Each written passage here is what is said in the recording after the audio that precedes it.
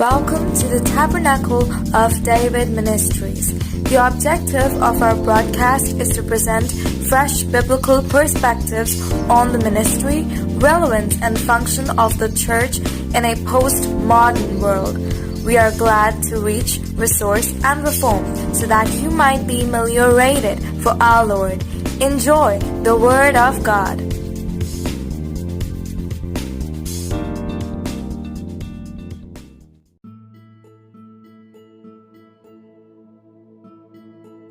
आनंद मसीही जीवन का एक अविभाज्य घटक है। अधिकतर देखा गया है कि लोग आनंद और सुख के बीच में फर्क नहीं समझ पाते। आनंद कठिनाइयों और परीक्षाओं में टिका रहता है।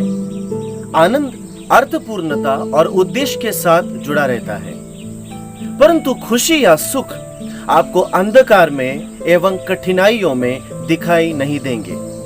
आनंद हर पल में उपस्थित है, परंतु खुशी अल्पकालीन है, अस्थायी है। सुख या खुशी यात्रा के समान है जो सिर्फ गुजरते जाते हैं। आनंद की सही परिभाषा एक शब्दकोश में प्रस्तुत सीमित व्याख्या के परे है। आनंद एक अत्यंत समर्पण की मांग रखता है और प्रेम की तरह आनंद भी हमारे लिए एक विकल्प है।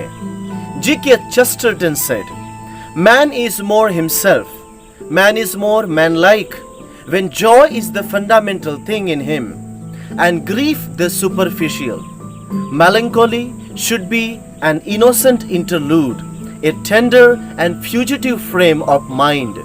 Praise should be the permanent pulsation of the soul." G.K. Chesterton ने इस प्रकार कहा था, मनुष्य तब अधिक स्वयं जैसा होता है, मनुष्य अधिक मनुष्य सा होता है जब आनंद उसके लिए मूल और दुख सामान्य बात होती है। खिन्नता एक निर्दोष अवकाश की तरह, मन की एक संवेदनशील और क्षणभंगुर चौखट जैसी होनी चाहिए, परंतु स्तुति सदा के लिए मन की धड़कन होनी चाहिए। फिलिपियों की पत्री अध्याय 4 वचन 4 में पौलुस लिखता है, प्रभु में सदा आनंदित रहो, मैं फिर कहता हूं आनंदित रहो। पौलुस के इन शब्दों के पीछे ऐसा लगता है कि वह बहुत खुश है और उसे परमेश्वर से कोई बड़ा तोहफा मिला हो। हम ऐसे शब्दों को शायद तब कहें जब हमारी परिस्थिति बिल्कुल सही हो, जब जीवन में सब कुछ सही चल रहा हो, तब हम कहेंगे कि मसीह में सर्वदा आनंदित रहो। लेकिन जब पौलुस इन बातों को लिख रहा था, आपको जानकर आश्चर्य होगा कि यह पत्री उसने तब लिखी जब वो खुद एक बंदी गृह में था। मसीह के खातिर उसे रोमी सरकार ने गिरफ्तार किया था और ऐसी प्रतिकूल परिस्थिति में पौलुस आनंद की बात करता है। नबी हबक्कुक ने भी परमेश्वर से सवाल किए, लेकिन परमेश्वर का प्रताप और उसकी महिमा को जानने के बाद उसने कहा, हबक्कुक की किताब अध्याय 3 वचन 17 में, चाहे अंजीर के वृक्ष में फूल न लगे और न दाखलताओं में फल लगे, जलपाई के वृक्ष से केवल धोखा पाया जाए और खेतों में अन्न ना उपजे, भेड़शालाओं में भेड़ बकरियां ना रहे और न थानों में गाय बैल हो, तो भी मैं यहोवा के कारण आनंदित और मगन रहूंगा और अपने उद्धारकर्ता परमेश्वर के द्वारा अति प्रसन्न रहूंगा। मेरे प्रियो, वर्तमान की परिस्थिति किसी भी तरह हमें आनंदित करने में असमर्थ है। शायद हो सकता है कि इस महामारी के कारण आपकी नौकरी चली गई हो सकता है कि आप खुद बीमार हो, भविष्य की चिंता आपको सता रही हो, कईयों ने तो अपनों को खोया है। ऐसे माहौल में हम किस प्रकार आनंदित रहे, ये सवाल हमारे सामने है। हमें वही करना है जो पौलुस ने किया और जो हबक्कुक ने किया, कि हमें आनंद के साथ इस परिस्थिति में संचालन करना जरूरी है। हम इसलिए आनंदित नहीं हैं क्योंकि हम सुरक्षित हैं। हम इसलिए आनंदित नहीं हैं क्योंकि हमारे घर में कोई दुख नहीं हुआ। हमारा आनंद, मेरे प्रियो, कोई वस्तु का होने या ना होने से निर्धारित नहीं होना चाहिए। हमारा आनंद केवल यहोवा के कारण होता है और वही कारण होना चाहिए हमारे आनंदित होने का। हमारा आनंद परमेश्वर में है। हमारा आनंद परिस्थिति के आधार पर निर्भर नहीं होता, परंतु उस परिस्थिति के ऊपर नियंत्रण करने वाले यहोवा परमेश्वर के कारण हम आनंदित होते हैं। दूसरा कुरिन्थियों की पत्री अध्याय 6 वचन 10 इस प्रकार पौलुस लिखता है, शोक करने वालों के समान है परंतु सर्वदा आनंद करते हैं, कंगालों के जैसे हैं परंतु बहुतों को धनवान बना देते हैं, ऐसे हैं जैसे हमारे पास कुछ भी नहीं तो भी सब कुछ रखते हैं। हे भाइयों, जब तुम नाना प्रकार की परीक्षाओं में पढ़ो तो इसको पूरे आनंद की बात समझो।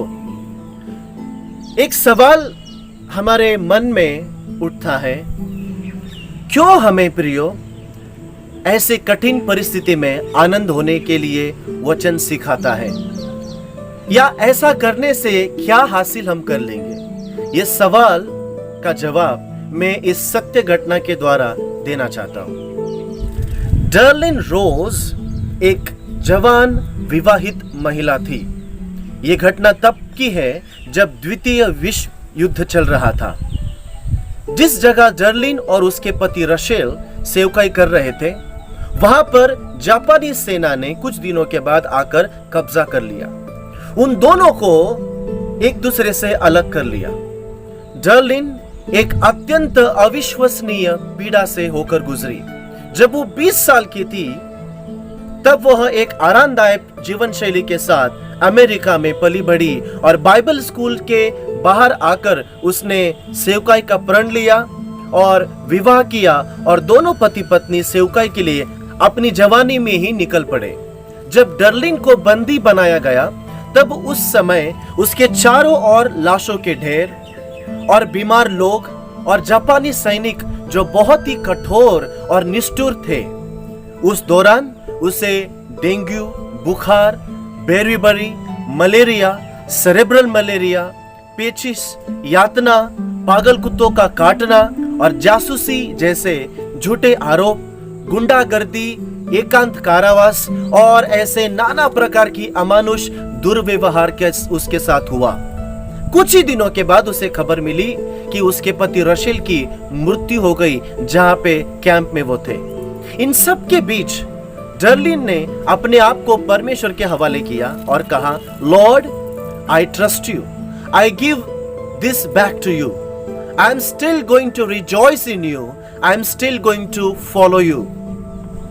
परमेश्वर, मुझे आप पर भरोसा है, मैं इसे वापस आपको देती हूं, मैं अभी भी आप में आनंदित रहूंगी, मैं अभी भी आपके पीछे चलूंगी। डर्लिन के जीवन को देखकर एक जापानी सेनापति जो उस छावनी में था, भले ही वह एक भयानक और क्रूर आदमी था जो पूरी तरह से हिंसा और एक कठोर व्यक्तित्व से भरा हुआ था, लेकिन वह डर्लिन के जीवन से इतना प्रभावित हुआ कि अंत में उसने अपना जीवन प्रभु यीशु को दे दिया। मेरे प्रियो, प्रतिकूल परिस्थितियों में हार मानने की बजाय डर्लिन रोज ने यह कहना चुना, प्रभु, मैं आप में आनंदित रहूंगी। उसने अपने अत्यंत खराब परिस्थिति में कहा, प्रभु, आप मुझे इस दुख के बीच में भी खुश रहने के लिए ताकत देंगे। मेरे मसीह भाइयों और बहनों, ऐसी भयानक और दर्द भरी परिस्थिति में जहां पे हमने मृत्यु को देखा हो, कई लोगों ने मृत्यु को चखा हो और शायद हो सकता है अभी भी उस दुख से हम लोग बाहर नहीं निकले हो, परंतु जो बाइबल हमें सिखाता है वो बात का पालन करना हमारा कर्तव्य है। इसलिए आइए हम बाइबल के उन तमाम दासों के समान, जैसे उन्होंने किया, हम भी वैसे ही करें। तो आइए हम यही चुनाव करें कि हर परिस्थिति में हम प्रभु में आनंदित रहेंगे और आनंद के साथ इस महामारी पर विजय प्राप्त करेंगे।